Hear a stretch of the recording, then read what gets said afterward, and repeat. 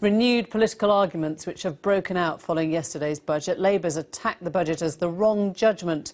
With extreme cuts, the Liberal Democrats have put forward their own plans for eliminating the deficit. We're joined now by UKIP Financial Affairs spokesman Steven Woolfe. Steven Woolfe, what did you make of it, first of all? How much of it would you disagree with, or how much of it would you vote in favour of if you were in the Commons? Well, I think there's a great deal that we would consider concerning. Firstly, there was no major package there in this budget that actually really dealt with the concerns of the people on debt, and there was only modest returns in removing the deficit.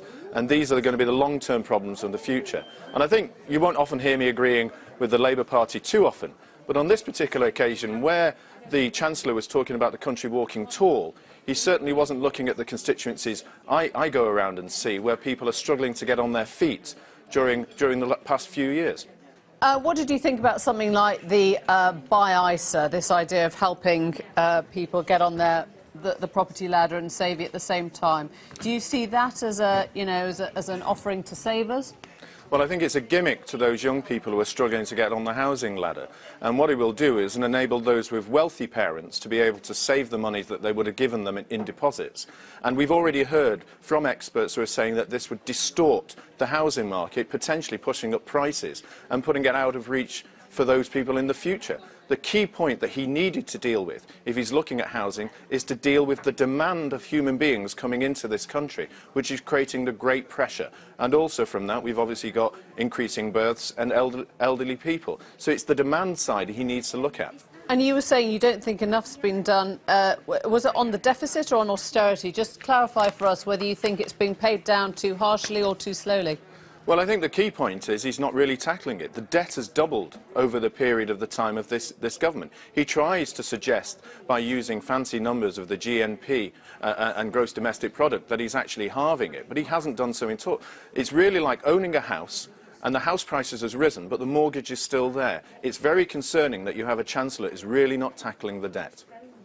In terms of the rate of pace that you would go at, then what would you cut? Well, we made significant cuts, we believe, in HS2. That's a folly. We'd certainly be reducing the foreign aid bill by a good $9 billion. We'd be removing some of the bodies like the Department of Energy and Climate Change. We'd make a removal of the European Union, which we said over a period of time would bring in over $10 billion a year. So broadly, sorry to cut you off, I just want to sort of try and get a sense from joining these together then.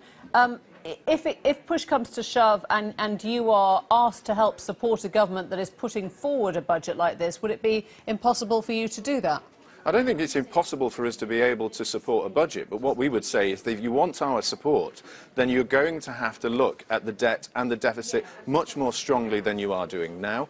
And actually, you have to look at issues that you're not doing now and look at people who are suffering in the country. And one of those conditions would be in relation to the bedroom tax. You have to have more social cohesion and look at the social problems that this particular policy is causing. And would you stick to the Nigel Farage line of earlier this week that it was time to end the insistence on equality and diversity when you're hiring people in the workplace? I think what Nigel was talking at a broad brush. It's been taken out of some stage of context. What we're looking at, and we will produce this, is the smaller levels of employment law that actually put a burden on those particular employers who might want to take some people who are already living here or have a right to work here, a British passport or otherwise, that they might want to consider employing when they're long-term unemployed, rather than saying, I have to take someone from Eastern Europe as an option. And that's really where Nigel's talking about. It's not a wholesale removal